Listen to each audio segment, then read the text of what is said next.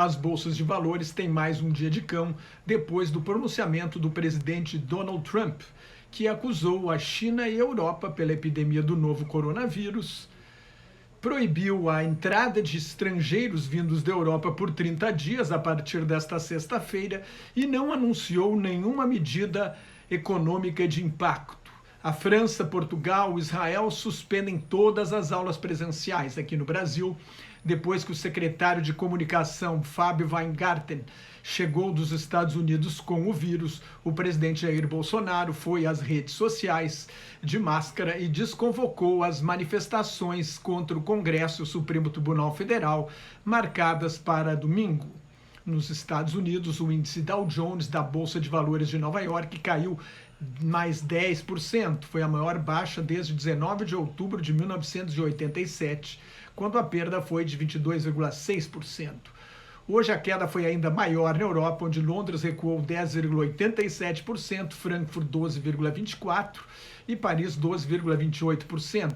A Europa sofreu mais porque a proibição de voos anunciada por Trump agrava a crise econômica causada pelo coronavírus. No Brasil, o resultado foi ainda pior. A Bolsa de São Paulo suspendeu as operações 2 vezes e caiu 14,78%. O dólar chegou a R$ 5,00 com a intervenção do Banco Central. Fechou em 4,79 no câmbio oficial, em R$ 5,00 o dólar turismo.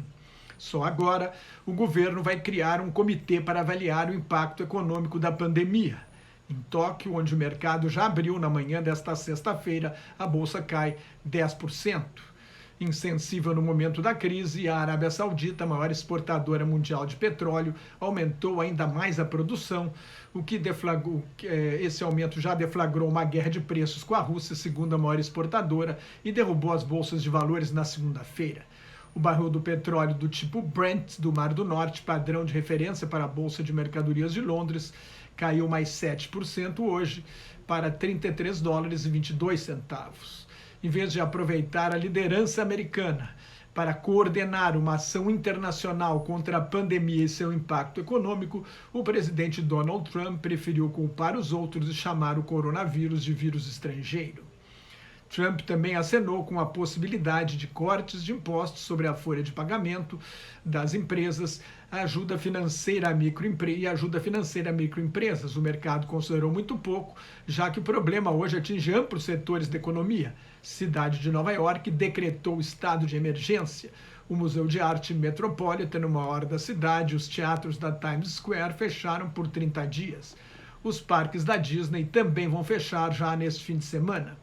No jornal The New York Times, o colunista David Leonhardt comentou que o problema dos Estados Unidos não é a Europa, é a falta de kits de exames em quantidade suficiente para testar a população, rastrear a trajetória do vírus e examinar quem teve contato com doentes. Ontem eu falei que os Estados Unidos realizaram apenas 10 mil exames. O médico Sanjay Gupta, que fala sobre questões de saúde na televisão americana CNN, disse que foram apenas 5 mil testes. Houve um problema porque o exame desenvolvido pelo Centro de Controle e Prevenção de Doenças dos Estados Unidos foi rejeitado pela FDA, a Administração de Alimentos e Medicamentos, o órgão regulador americano. O governo Trump poderia ter comprado exames aprovados pela Organização Mundial da Saúde, fabricados por laboratórios alemães. Prevaleceu o nacionalismo econômico de Trump. A oposição democrata protestou depois de um encontro com representantes da Casa Branca. O deputado Sean Malone afirmou que foi o pior informe governamental que recebeu em mais de 7 anos no Congresso. O deputado declarou que o governo não tem respostas, não tem planos e não tem liderança. Ontem, em depoimento na Câmara dos Deputados dos Estados Unidos, o diretor do Instituto Nacional de Alergia e Doenças Infecto-Contagiosas, Anthony Fauci, previu que a situação vai ficar muito pior antes de melhorar. A Associação Nacional de Basquete dos Estados Unidos, a NBA, suspendeu a temporada por tempo indeterminado depois de um teste positivo com um jogador do Utah Jazz quando o time se preparava para entrar em quadra. Hoje, a Confederação Sul-Americana de Futebol fez o mesmo com a Taça Libertadores da América. A partir da próxima rodada, os jogos estão suspensos. Aqui no Brasil, o ministro da Saúde, Luiz Henrique Mandetta, preveu que serão umas 20 semanas duras pela frente. Até agora, o governo só contratou 100 dos 1.000 leitos previstos nos planos de janeiro para conter a doença do coronavírus. Vamos passar por isso, vai ser duro, admitiu o ministro. O Brasil tem 77 casos confirmados e nenhuma morte. O governo vai antecipar a metade do 13º salário dos pensionistas do INSS e pode liberar mais saques do Fundo de Garantia por Tempo de Serviço. Ao todo, há mais de 128 mil casos confirmados no mundo inteiro, com 4.720 mortes. Mais de 80 mil casos e mais de 3 mil mortes foram na China, onde houve o primeiro surto no início de dezembro. A Itália tem mais de 12 mil casos, o Irã mais de 10 mil, a Coreia do Sul quase 8 mil, a França, a Espanha e a Alemanha mais de 2 mil casos e os Estados Unidos mais de 1.000.